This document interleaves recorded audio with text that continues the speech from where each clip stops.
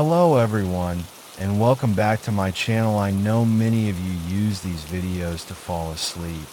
So before you drift off, I'd love it if you could leave a comment letting me know where you're listening from around the world. Also, don't forget to like and subscribe if you're enjoying this video.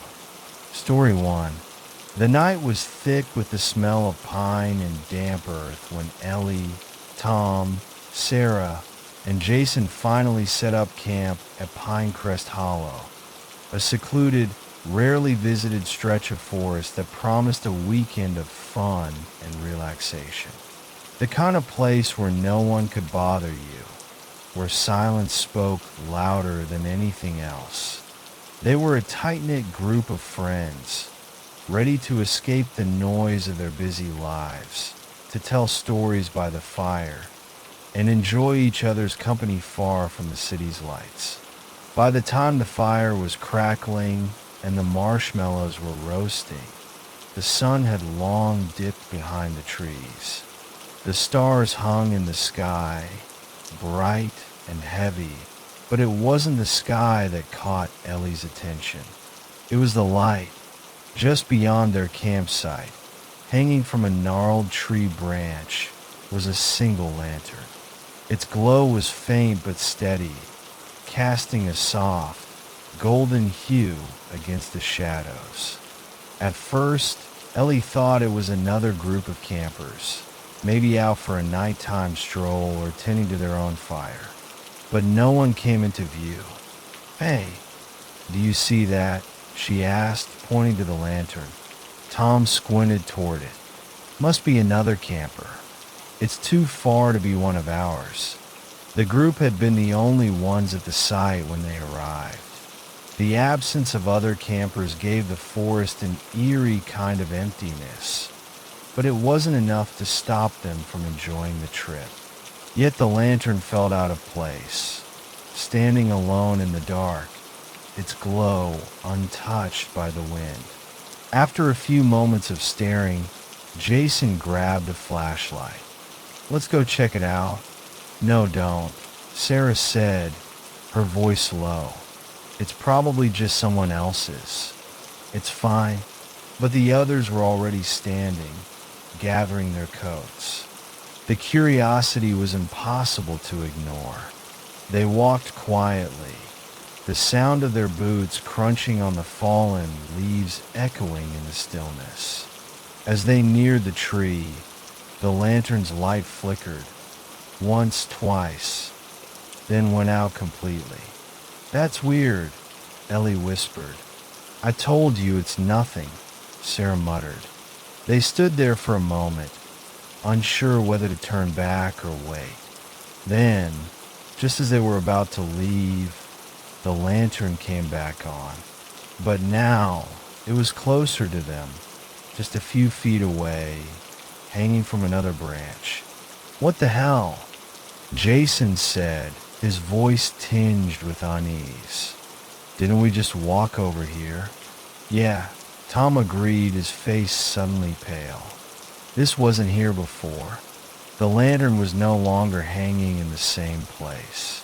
It had moved, and there was no wind, no reason for it to sway like that. Ellie could feel her heart beginning to race. "I don't like this," she said, her voice trembling. "Let's just go back to camp." But before anyone could move, the light flickered again, brighter this time. It was as if it were calling them, urging them to follow. "Wait, just one more look," Jason said, already stepping forward. "Maybe it's a clue. Someone else's fire, or something." They followed him, drawn toward the lantern as if something invisible was pulling them in. It wasn't far, just a few more yards. And yet, with every step, the air grew colder. The woods around them grew stiller, as if they had entered some forgotten corner of the world. It was as if the trees themselves were watching. Finally, they reached another tree. The lantern, now closer than before, swung gently in the breeze. yet no breeze existed. It was hanging in midair, its light now casting strange, jagged shadows across the forest floor. Ellie felt something stir deep in her chest, a nagging feeling she couldn't shake. Why does it feel like we're being watched? Sarah whispered. Before anyone could answer, the lantern's glow dimmed to nothing.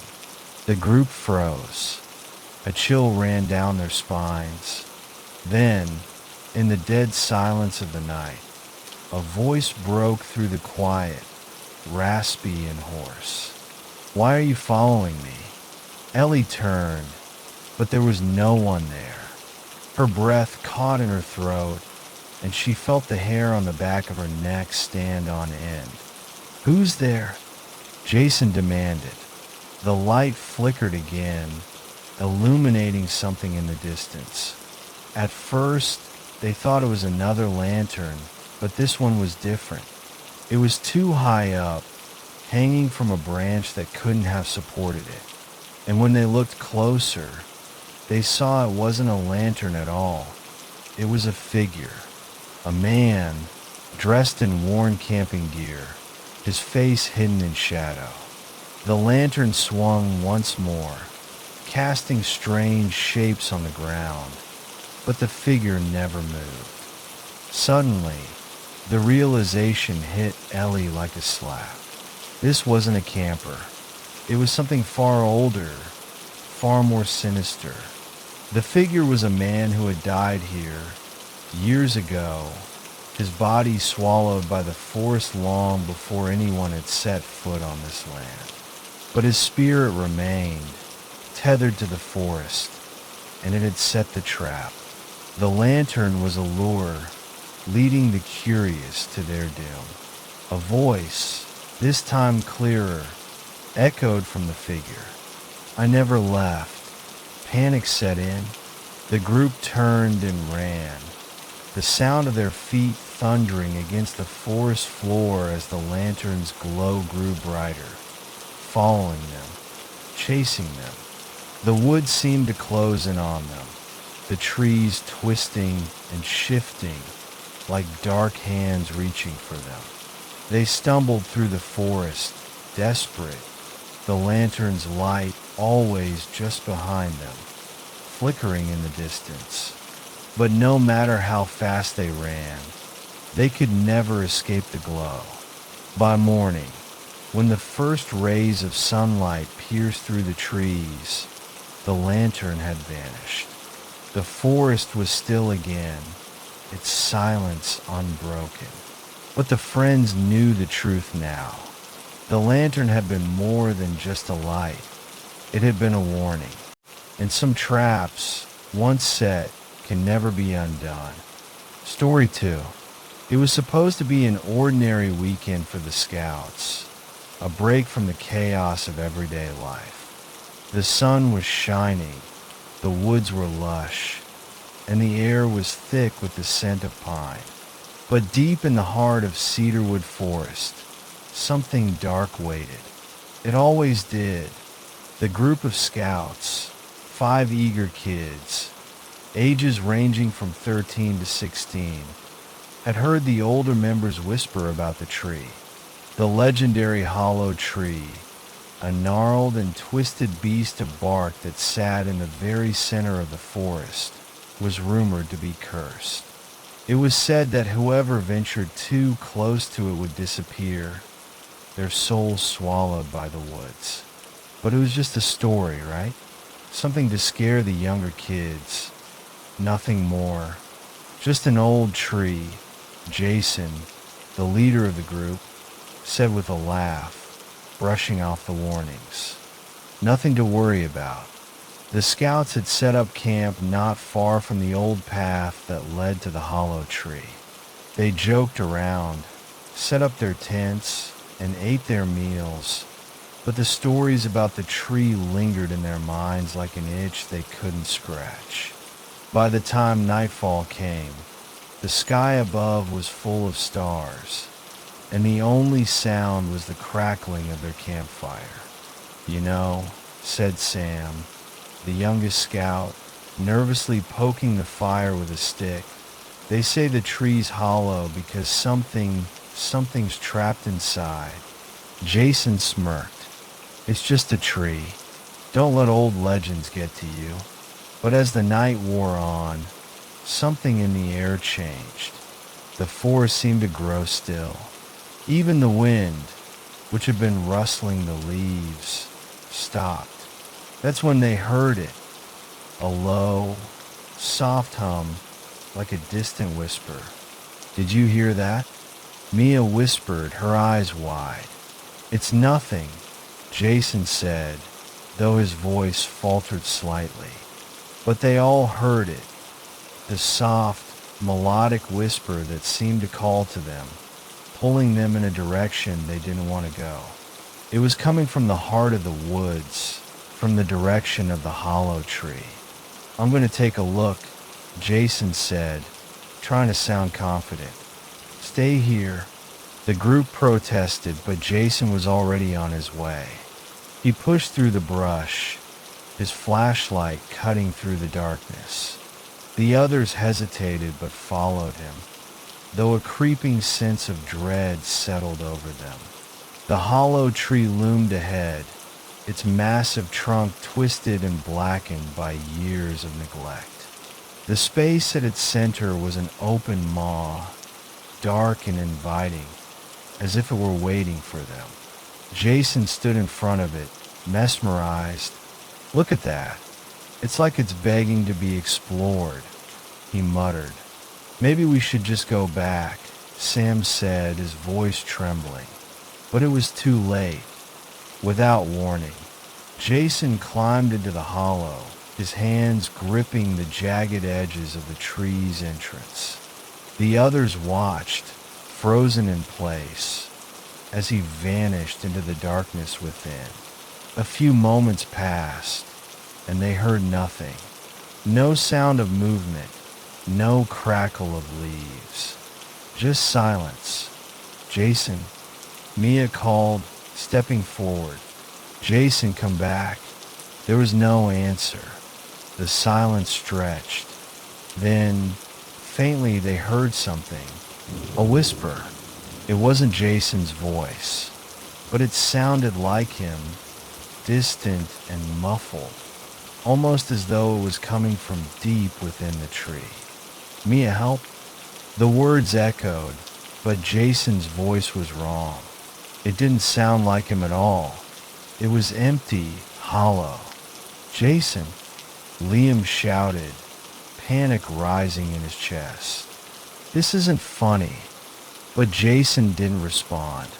Instead, a strange sound emerged from the tree, like the groaning of wood under immense pressure. The tree seemed to shudder. The hollow space at its center began to twist, its roots reaching outward as if alive, grabbing at the air. "We need to go. Now," Mia said, her voice shaking, her feet already moving backward. But the forest had changed. The trees seemed taller, their branches closer. The night had become unnaturally dark. The whispers grew louder, now accompanied by a soft scraping sound, like fingers dragging along bark. It was Jason's voice again, but it was colder now, a mockery of the boy they knew. "Help, please help me." The tree twisted even more, its massive roots scraping against the ground. The once still air began to vibrate, a hum reverberating through the woods. And then, out of the shadows, Jason appeared at the edge of the hollow, but it wasn't really him. His eyes were wide, pupils dilated, as if he were in a trance.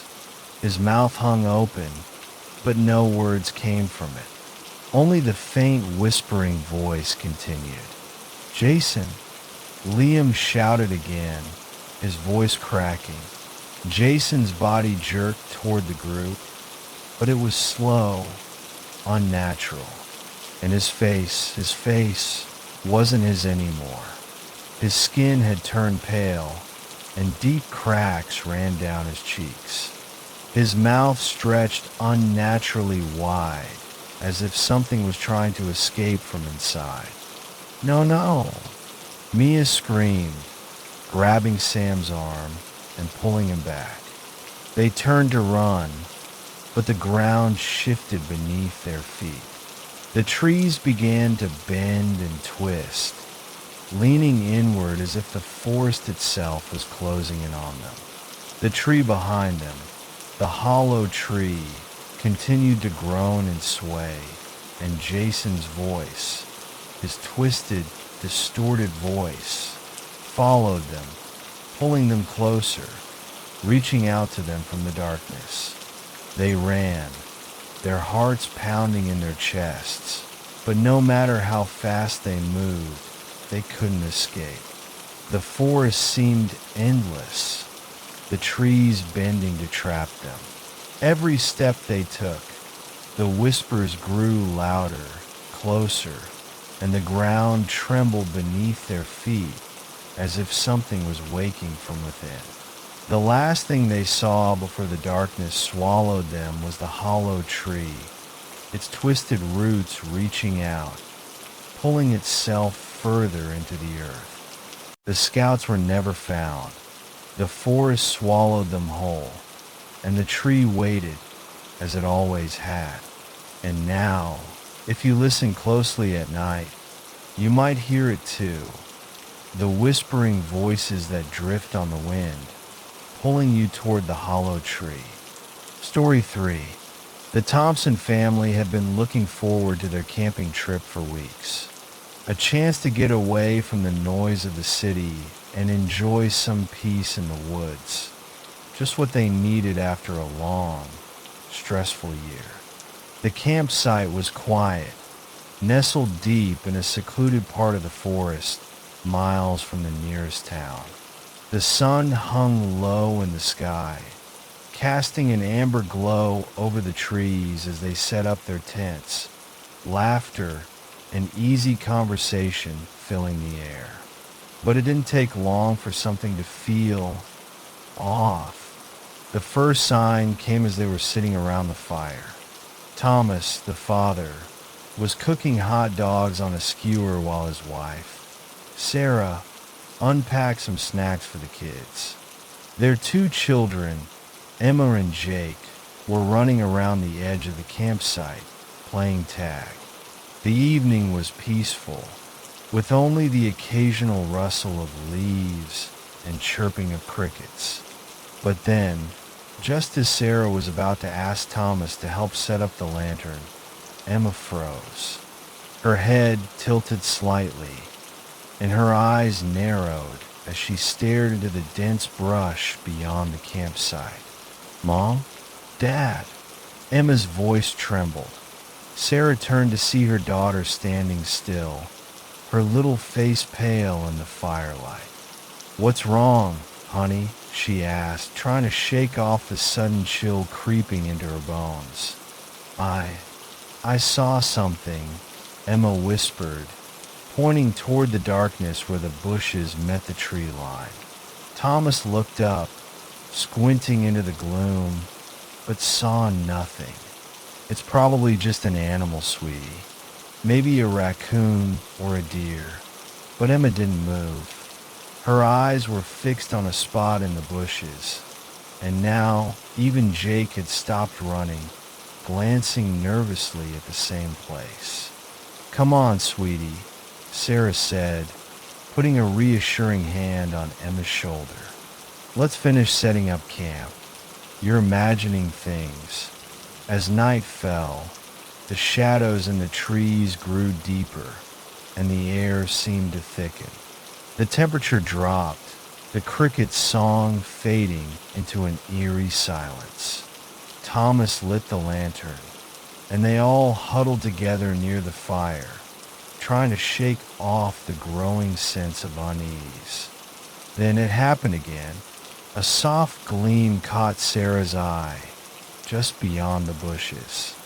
At first, She thought it was a trick of the light, but when she looked again, the gleam was still there. Two pale, unblinking eyes staring at her from the darkness. "Did you see that?" she whispered, her breath hitching in her throat. Thomas turned to look, but whatever it was had vanished, just like before. "Just some reflection off the light," he said, trying to calm her. But he didn't sound convinced. Neither was she. Over the next hour, the eyes kept appearing. First to Sarah, then to Thomas, always in the same place, just beyond the bushes, gleaming like polished glass in the firelight. No animal moved. No sound disturbed the air. Just the eyes, watching them. Sarah could feel them, like invisible fingers trailing over her skin. Watching, waiting. And then the eyes began to move. At first, it was just a small shift, no more than a few inches. But slowly, ever so slowly, the eyes started to approach, getting closer with every minute. They didn't blink, didn't twitch. Just those eyes, cold and knowing, drawing nearer. The family sat in tense silence, watching in horror as the eyes drew closer still. The lantern light flickered, and Sarah's heart began to pound in her chest. "Okay, this isn't normal," Thomas said, his voice tight with fear. "We need to get inside the tent. Now." But as they stood to gather their things, the eyes were no longer just in the bushes. They were surrounding them, moving in from every angle, closing in like a silent predator stalking its prey. The family huddled together, panic setting in as they backed toward the tent. The moment they stepped into the tent, the ground trembled beneath them, as though the very earth was reacting to the thing outside. The air became thick, suffocating, and Sarah could feel a low, guttural growl vibrating in her bones, like something ancient and hungry was just beyond the fabric of the tent. And then, just beyond the corner of the tent, they heard it, a voice, raspy and low, like the wind rustling through dry leaves. It wasn't words, not exactly, but they understood it deep down. It knows you. It sees you. Thomas's breath caught in his throat as he realized what they were dealing with. "It's not an animal," he whispered. "This is something else." Emma clung to Sarah, her small body trembling. "Mom, what is it? What's happening?" The growl grew louder, reverberating through the tent, and the eyes were still there, watching, inching closer, drawing closer until the family couldn't breathe. They were trapped. It was then that Sarah remembered an old story she'd once heard as a child, about a creature that lived deep in the woods, something that fed on fear, something that watched and waited. The eyes were a sign, an invitation, and once it had chosen its prey, it wouldn't stop until it had consumed them. "Thomas," Sarah gasped, "we have to leave. We can't stay here." But as they turned to leave the tent, the zipper jammed. No matter how hard Thomas pulled, it wouldn't budge. The creature was too close now. They could hear it moving around them, its eyes still watching, growing brighter, hungry for their terror. With one final, desperate push, Thomas ripped the zipper open, and they bolted from the tent, running into the woods without looking back. The eyes were everywhere now, glowing in the darkness, following them like shadows. They ran until their legs burned, and the sound of their breathing became deafening. The forest seemed to close in around them, but they didn't stop. Not until they stumbled upon the nearest highway, cars whizzing by, the headlights like salvation. As they made their way to safety, they looked back, heartbeats pounding in their chests.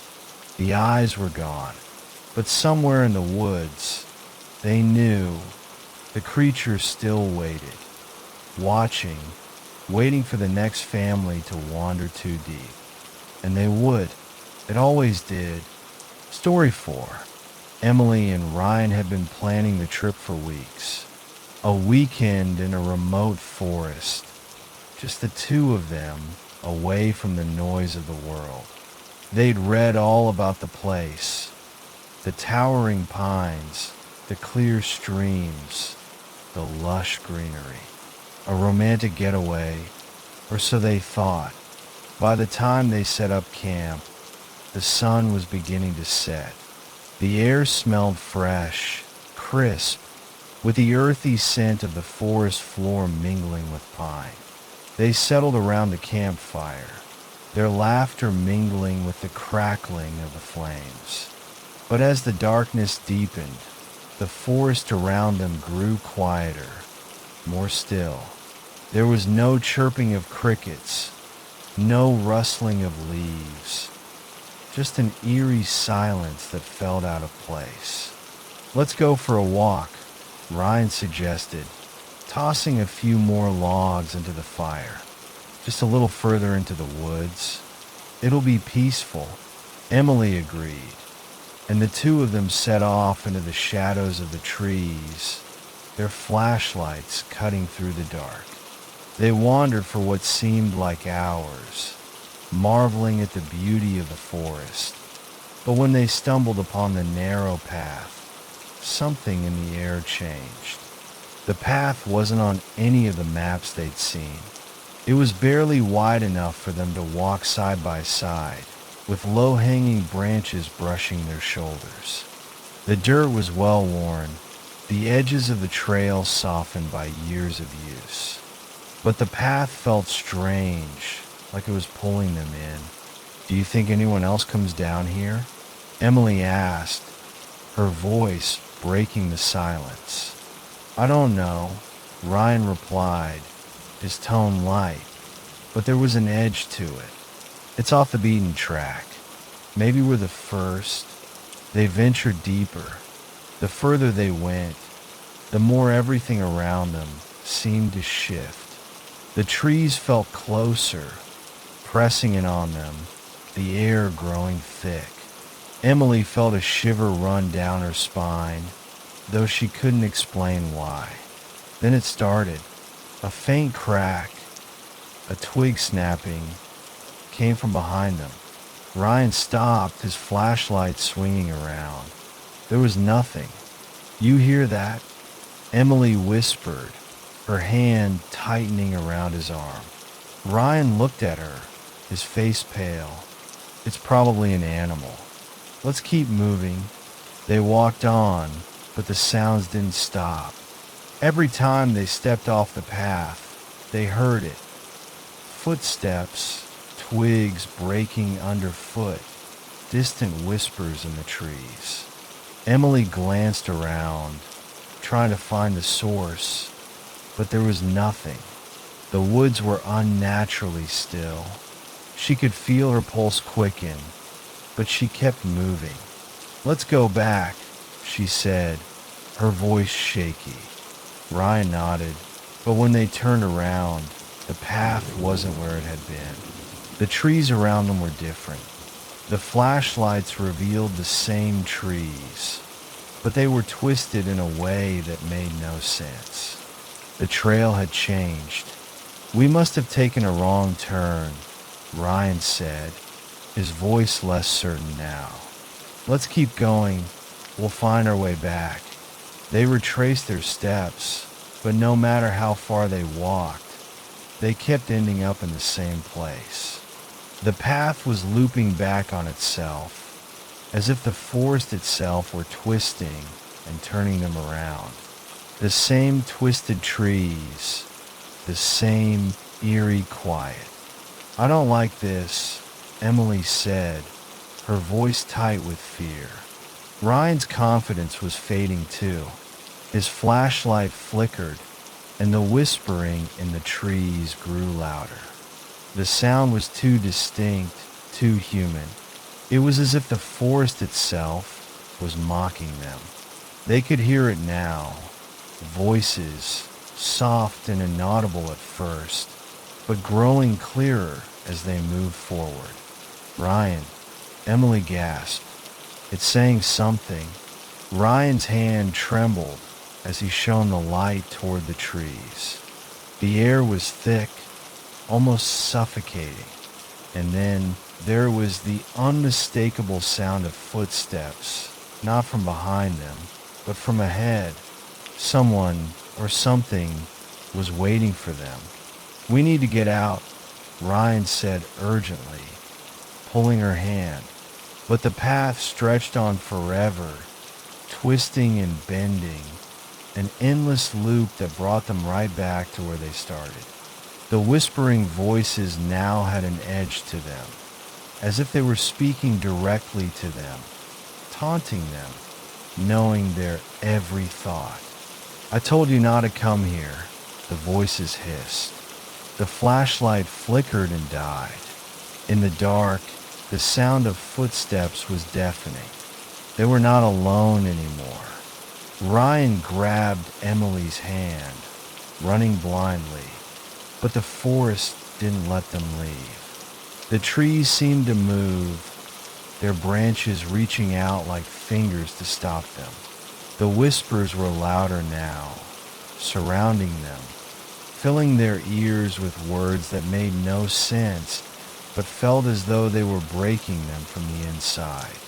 And then, just as suddenly as it had started, everything went silent. The footsteps, the voices, the branches, all of it stopped.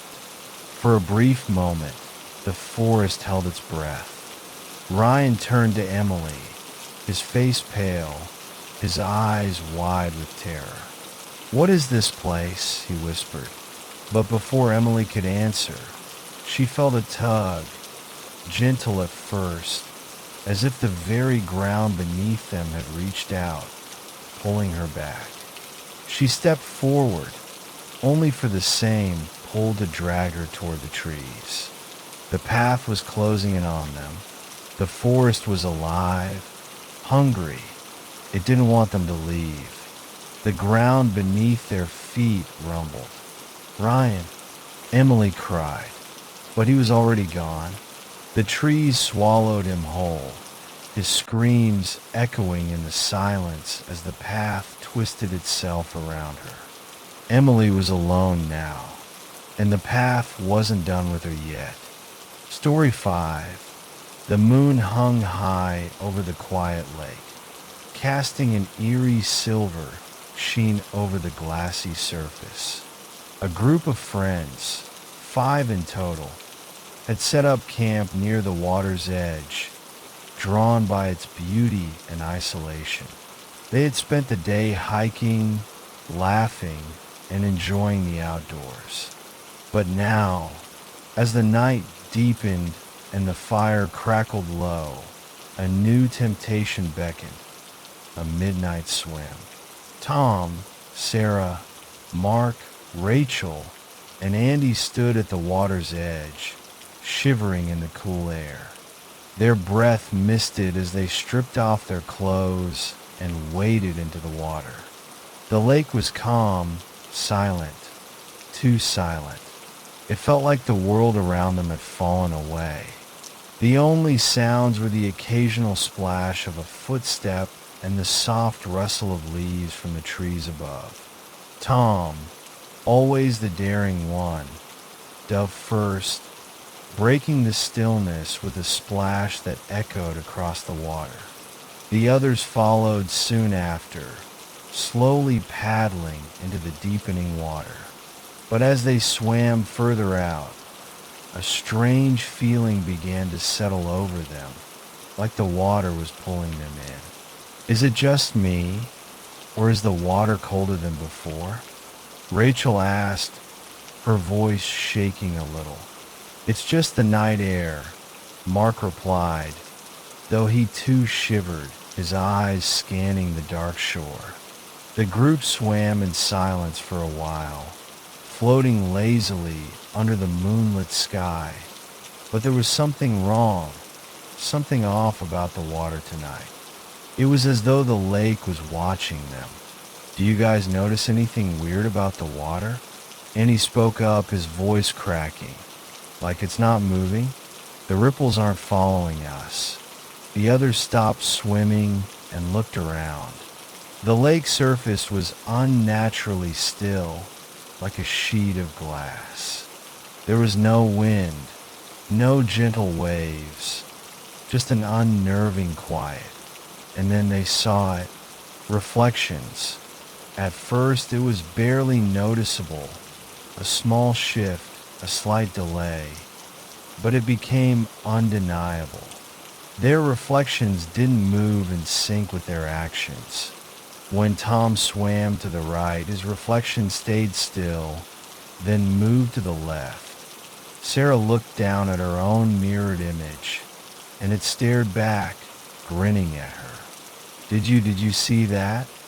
Sarah's voice trembled as she swam toward the others. Before anyone could respond, a chilling cry echoed from beneath them, sharp and gurgling, like something had just surfaced beneath the water. Panic spread quickly, and they all began to swim back toward the shore. But no matter how hard they paddled, the shore seemed further away. Rachel's reflection didn't follow her. Instead, it twisted into a grotesque, smiling version of herself, one that began to swim away from her, drawing her deeper into the lake. No, Rachel screamed, kicking her legs frantically, but it was too late. Her reflection reached out, a cold, slimy hand grasping her ankle, and in one violent tug, she was pulled under the water. Rachel! Mark cried, his voice cracking. He dove into the water after her, but as soon as he did, he felt an icy hand close around his wrist. He looked back to see his own reflection, watching him with dark, empty eyes, pulling him down. Tom, Sarah, and Andy, now utterly terrified, scrambled to shore.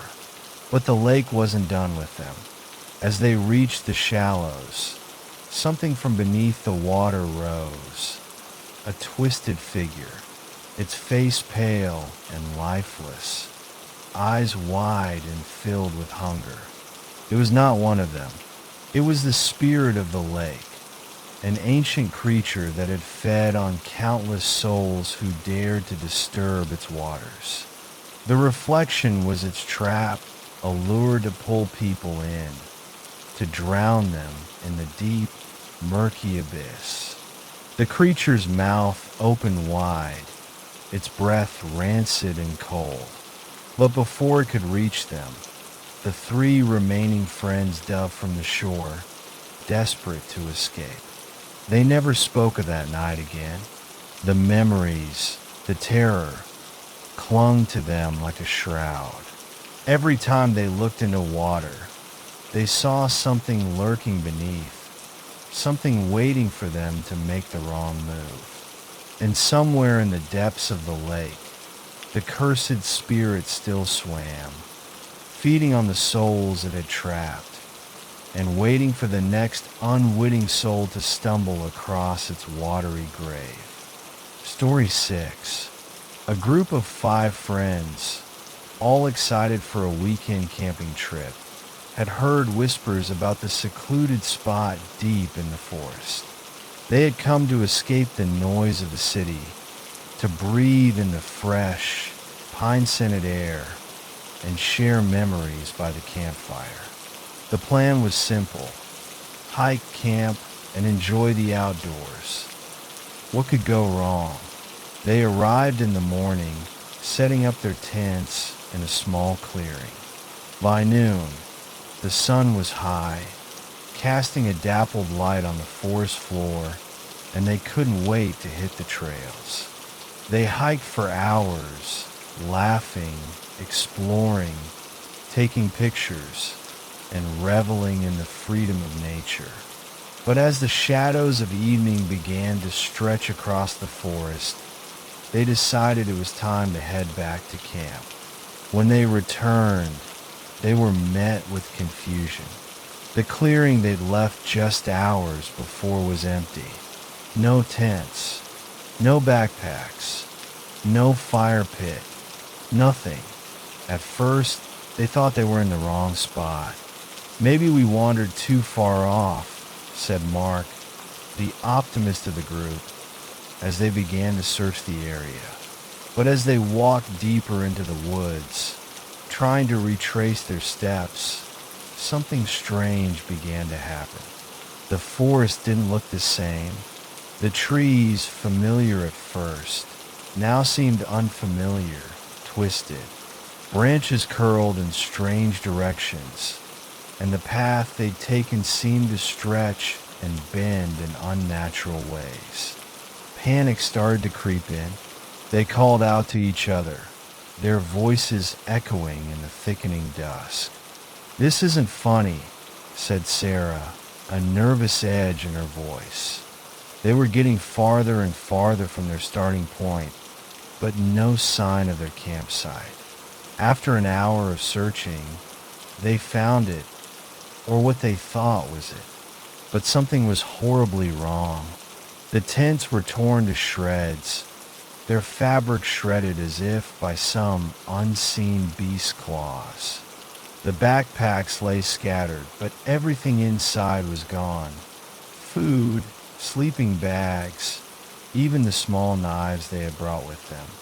There was no sign of their belongings, just empty shells. The fire pit was filled with ashes, completely cold. The once welcoming circle of stones now felt ominous, as though it had been abandoned for years. As the group moved closer to inspect, Mark noticed something even worse. Strange symbols were etched into the dirt, symbols they didn't recognize, jagged and sharp, like something drawn by hand with a thick, bloody marker. I don't like this," said Emma, her voice trembling. She was always the one to keep things light, but the air around them had grown thick with an unexplainable weight. "We need to leave. Now." They turned to go, but the forest refused to let them. The trees seemed to close in around them. The path they had walked just hours ago had vanished, replaced by more trees, more darkness. It was as if the forest itself had shifted, moving in a way that couldn't be natural. Their phones were dead, battery drained, no signal. "This is insane," yelled Chris, his hands trembling as he checked his phone. We're stuck. We're stuck in here." "Not just stuck," said Sarah, her face pale, "but we're being trapped." The wind had picked up, and in the swaying of the trees, they thought they heard whispers. At first, they dismissed it as the wind playing tricks on them, but the whispers were too distinct, too deliberate. They sounded like words, like voices calling out, almost beckoning them into the forest's heart. The group huddled together, their anxiety growing. What had started as a fun adventure was now a nightmare. The symbols in the dirt, now they realized, weren't just random shapes. They were warnings or curses, and the forest was alive with something dark and ancient. "I don't think we're alone," Mark whispered, looking over his shoulder. Suddenly, the trees began to shift again, slowly, like a predator stalking its prey. They could see it now, movement between the trunks, dark figures darting in and out of the shadows. And they realized with a growing horror that they hadn't been the first to wander into this cursed part of the forest. Others had come before them, and the forest had claimed them, just as it was trying to claim them now. "We need to find a way out," Emma said, her voice cracking. "There has to be a way." But no matter which direction they ran, no matter how fast they moved, the forest never seemed to end. The trees closed in tighter, the shadows longer.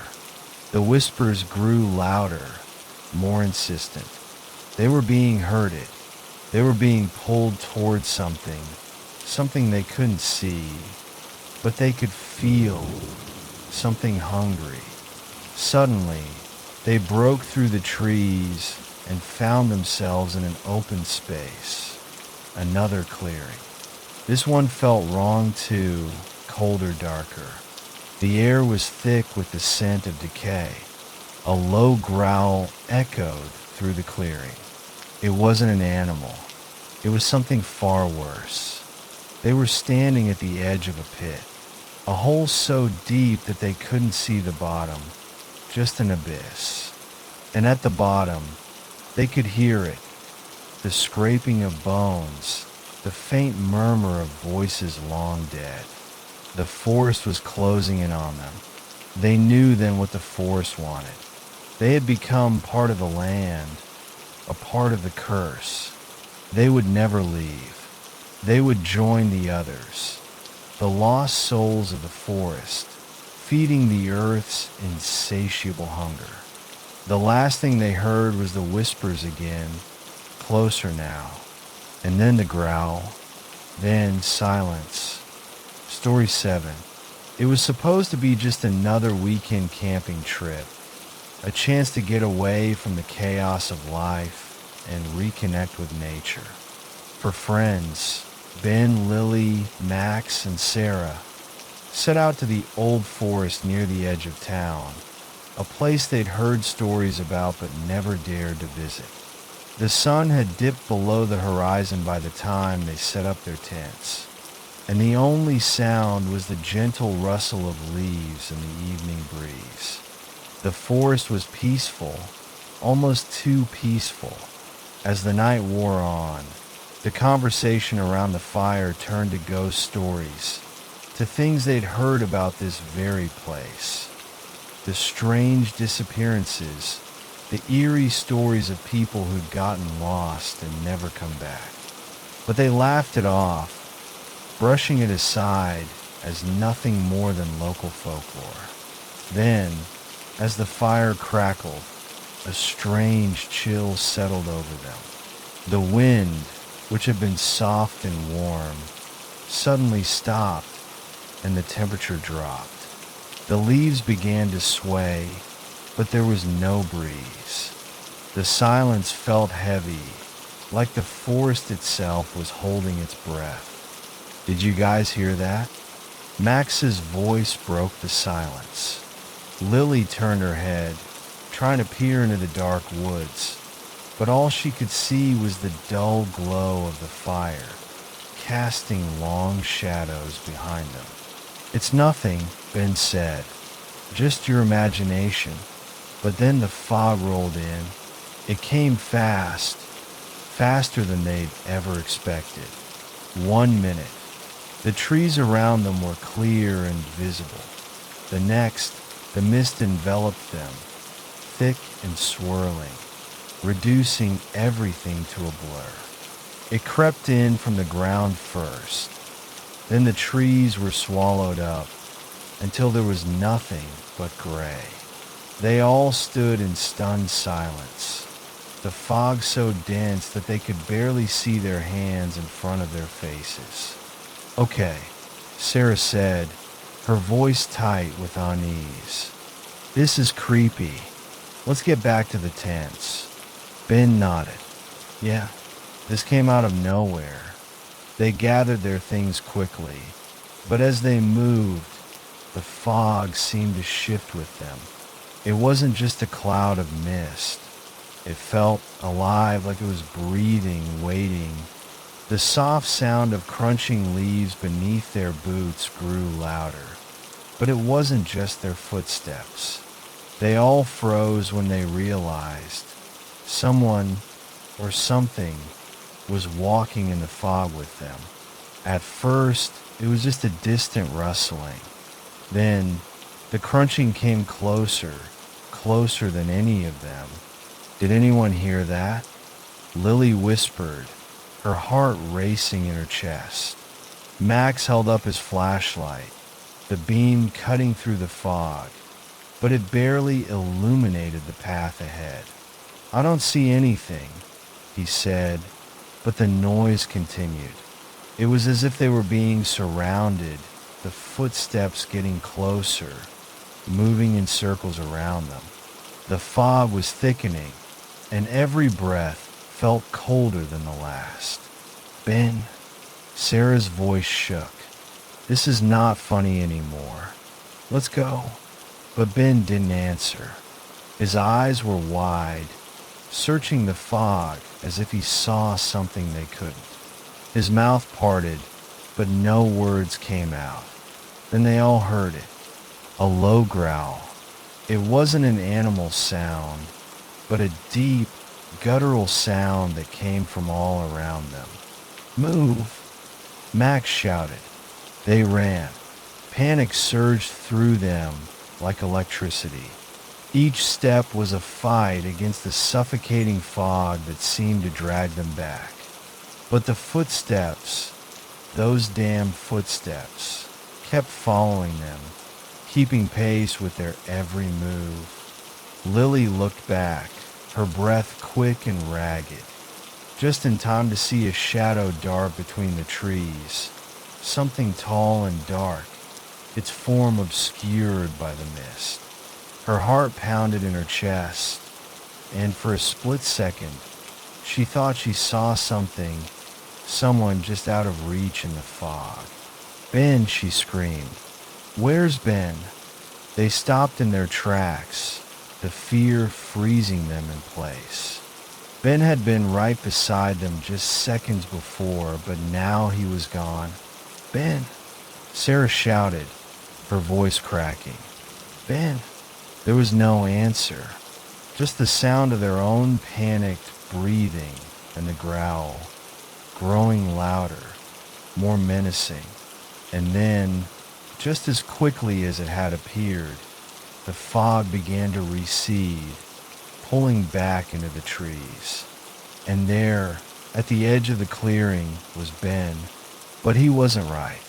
His face was pale, his eyes wide and unblinking. His mouth was open, as if he had been screaming, but no sound came out. His arms were stretched out, limp by his sides, and his body was covered in something dark, something sticky that gleamed in the moonlight. Lily stepped forward, her heart pounding in her chest, but Sarah stopped her. "No, don't." It was too late. The moment Lily moved, Ben's body jerked, his mouth opening wider, revealing teeth.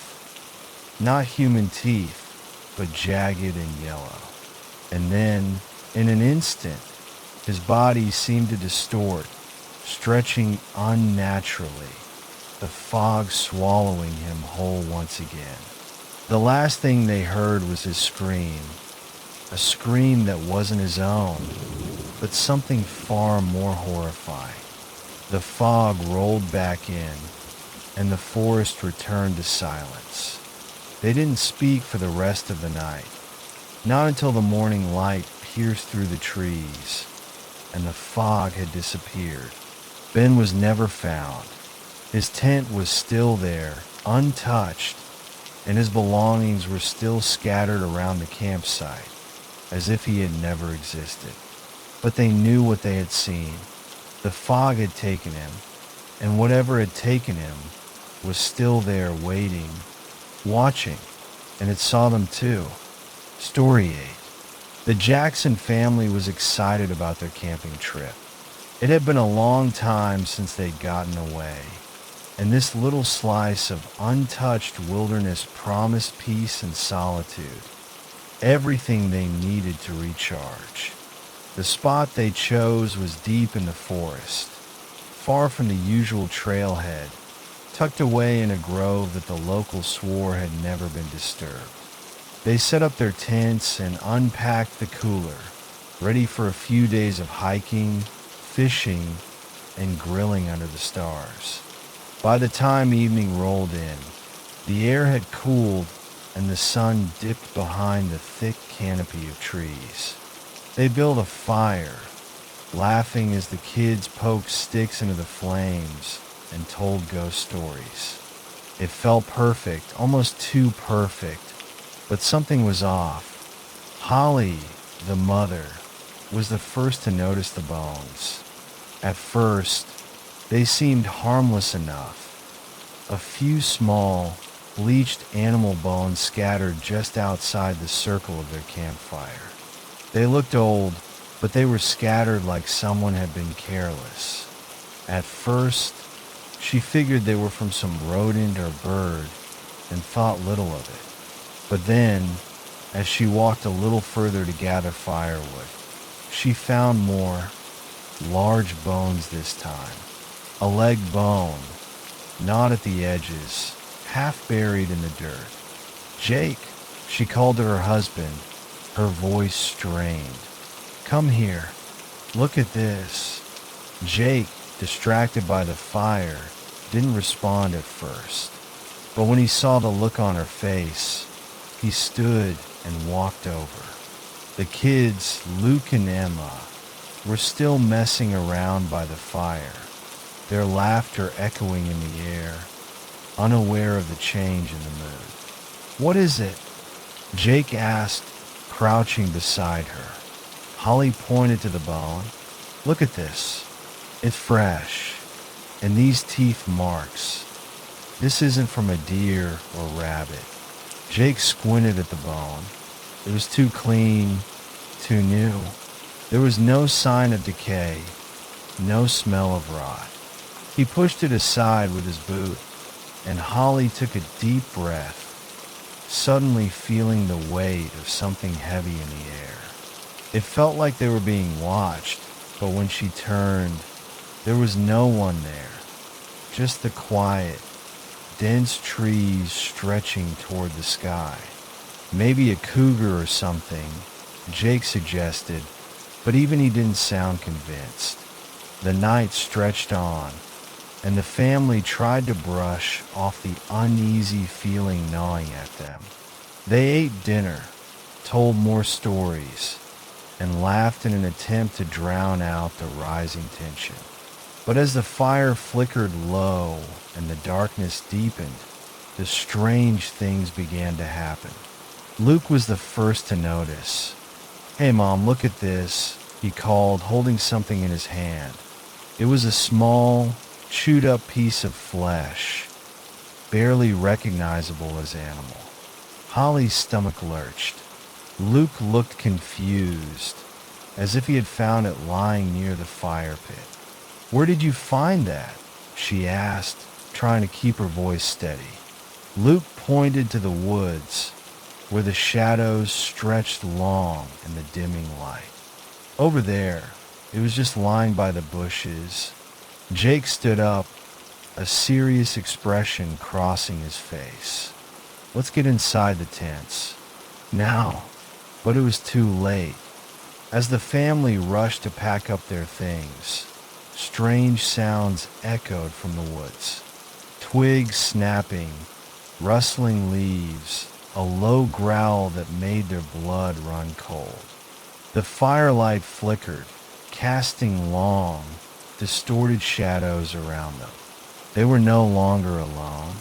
Suddenly, the unmistakable sound of footsteps, too heavy to be an animal, crunched the leaves from the other side of the campsite. Jake grabbed a flashlight, aiming it into the darkness. The beam cut through the trees, landing on something that made his heart stop. A set of footprints, large with jagged edges, stamped into the earth. The footprints weren't like any animal's tracks. They were too wide, too deep, and they led right up to the fire. The family stood frozen. The night air was thick with the smell of damp earth, and something far worse, a scent of decay. Then the air grew still, too still, and that's when Holly saw it. In the distance, emerging from the shadows of the trees, was something moving, something too large to be a person. It had a long, hunched back and walked on two legs, dragging its feet as it slithered forward. The moonlight revealed a horrific detail. Its arms were too long, fingers tipped with sharp claws, and its face, obscured in darkness, seemed to twist unnaturally. But the worst part, the part that made Holly's blood run cold, was the collection of bones it carried in its hands. Human bones, animal bones, the bone collector. It moved slowly toward them, and as it did, the air grew colder. The fire sputtered and flickered, casting grotesque shadows on the trees. Holly's scream was caught in her throat. They turned to run, but the earth beneath them seemed to change. The ground rose and shifted, swallowing their footsteps. The woods closed in around them, trapping them in a maze of trees that no longer looked familiar. The woods had been waiting, watching. The thing that had been gathering bones for years had found them. One by one, the family disappeared into the darkness. Jake and Holly fought to break free, but the trees seemed to bend around them, pulling them closer to the ground. The bone collector was not done yet. It never would be. Story 9. The air was crisp and cold, the kind of night that made your breath visible as it mingled with the blackness. A group of 4 friends, Jason, Sarah, Mark, and Emily, had found their perfect camping spot deep in the woods. They had driven for miles, parked at a secluded trailhead, and hiked for hours before they reached a clearing surrounded by thick trees. It was the perfect spot, isolated, quiet, and far from civilization. By the time the sun dipped below the horizon, they had set up their tents and built a crackling fire. Jason tossed a few more logs onto the flames, and they all settled around the fire, passing a flask of whiskey between them. The flickering orange light danced across their faces as they told stories of their childhoods, their shared memories, and whatever nonsense came to mind in the stillness of the woods. But as the night wore on, something shifted. It started with a soft rustling in the trees, so faint they weren't sure if they had imagined it. The wind, maybe. But the sound came again, this time more distinct. A low growl. Sarah frowned, peering into the dark forest, but nothing moved. She shook it off and took another sip of the flask. Just an animal, Jason said, his voice confident, though the unease in his eyes betrayed him. But then the air changed. The temperature dropped. It wasn't the chill of the night, but something deeper, unnatural. From the trees, a whisper, barely audible, reached their ears. It wasn't the wind. It wasn't an animal. Someone or something was talking, but the words were jumbled, indistinct. Sarah froze, the hairs on the back of her neck standing up. Mark glanced nervously at the forest, and Emily's eyes flicked back and forth. What was that? Mark asked, his voice barely more than a whisper. Before anyone could answer, the growl came again, this time louder. It was deeper, more guttural, and this time they could feel it reverberating in their chests. Emily stood up, her knees weak, and walked cautiously toward the edge of the firelight. "Okay, that's not right," she muttered. "I don't care if it's a bear or a coyote. I'm not sticking around for this." They all stood up, forming a loose circle around the fire, eyes darting to the dark line of trees beyond their camp. The whispers began to rise, turning into indistinct words that were harder to ignore. A sudden screech ripped through the air, a woman's scream, full of terror. It echoed through the trees, high-pitched and desperate. Jason turned pale. Was that another camper? Sarah finished for him, but her voice was shaky, unsure. She looked to the others. "We're not the only ones here, right?" Mark shook his head. "We're the only ones at this site. No one else is supposed to be out here." The screech came again, longer this time, more drawn out, as if someone was being dragged through the forest, screaming for their life. But the sound didn't fade. It grew louder, echoing through the trees surrounding them. Then, a low moan followed, a voice so guttural it almost sounded like it was coming from the earth itself. Emily's breath caught in her throat. Is it getting closer?" Before anyone could respond, a new sound joined the chorus, a chorus of voices, all screaming in anguish, but all muffled by distance. Each scream sounded different, a variety of tones, ages, and fears. "This isn't just some random animal," Mark said, his voice trembling. "That's not normal." Jason reached for the flashlight, but the beam cut only a few feet into the darkness.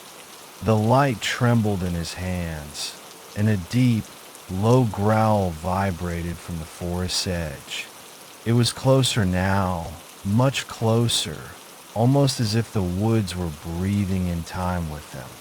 Suddenly, a voice, so clear, so close, ripped through the air. "Help me." It was a woman's voice, but it wasn't just calling for help. It was pleading, sobbing. "Please help me. They're coming for me." The sound was so real, so desperate. It was impossible not to believe it. Jason turned toward the others, his face pale, his lips trembling. "That's someone who's been here before us." They all felt it then, the shift in the air, the feeling that the forest was alive, watching them, waiting, but not in a protective way. The woods wanted them. It wanted their fear, and it wasn't going to stop until it had them. The woman's voice echoed again, but this time it was louder, more frantic. "Don't let it pull you in. It never lets you leave." Jason's heart raced. No, we need to leave. Now." But before they could make a move, the air around them grew thick, heavy, almost suffocating. And then, as if on cue, every single scream came together, so loud it felt like it would crack the night in half. It was as if the forest itself had come alive, pulling them closer with every scream. Emily stumbled back, eyes wide, her breath shallow.